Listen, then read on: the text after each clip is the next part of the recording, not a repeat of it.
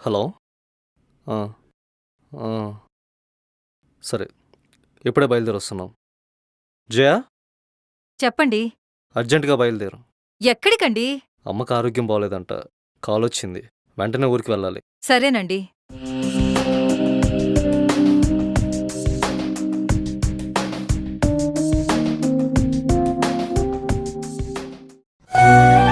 Relax Raj, everything will be all right. నేను చూడాలనిపించి అత్తయ్య గారే ఏదో అబద్ధం చెప్పించుంటారు. అవును, అమ్మ కూడా అబద్ధం చెప్పింది. డూనో జయ, నాకప్పుడు ఓ 5-6 ఉంటాయేమో. ఇంట్లో తినడానికి సరిగా తిండి కూడా ఉండేది కాదు. అమ్మ తన ప్లేట్లో అన్నం తీసి నా ప్లేట్లో పెట్టేది.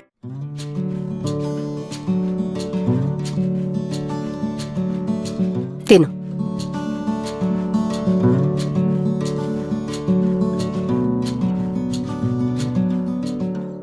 అమ్మా, మరి నీకు?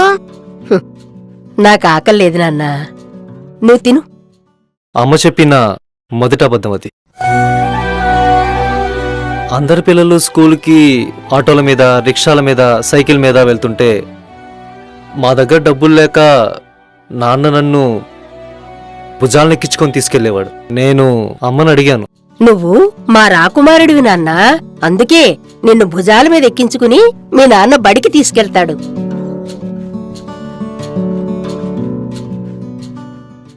అమ్మ చెప్పిన రెండో అబద్ధం అది. నాన్నగారు చనిపోయారు. అమ్మ కూలి పని చేసి తీసుకొచ్చే డబ్బులు మాకు సరిపోయేవి కాదు. అమ్మ రాత్రులు కూడా ఏవో పనులు చేస్తూ ఉండేది.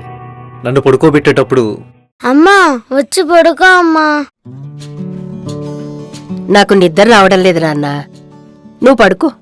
అమ్మ చెప్పిన మూడో అబద్ధం.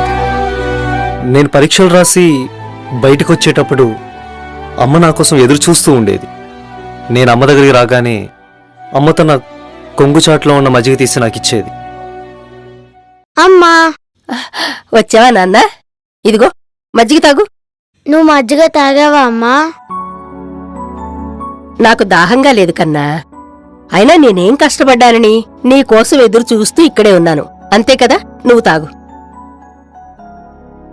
అమ్మ చెప్పిన నాలుగో అబద్ధం అది. నేను కాలేజీకని సిటీకి వచ్చాను.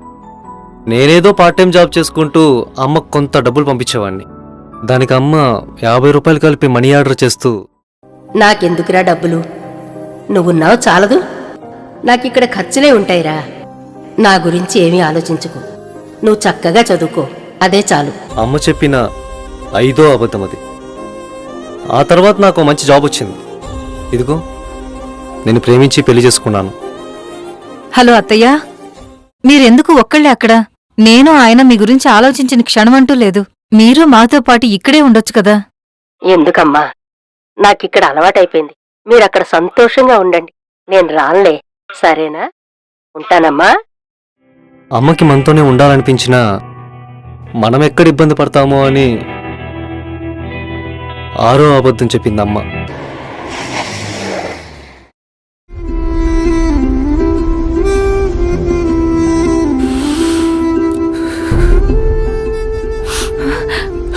రాజ్,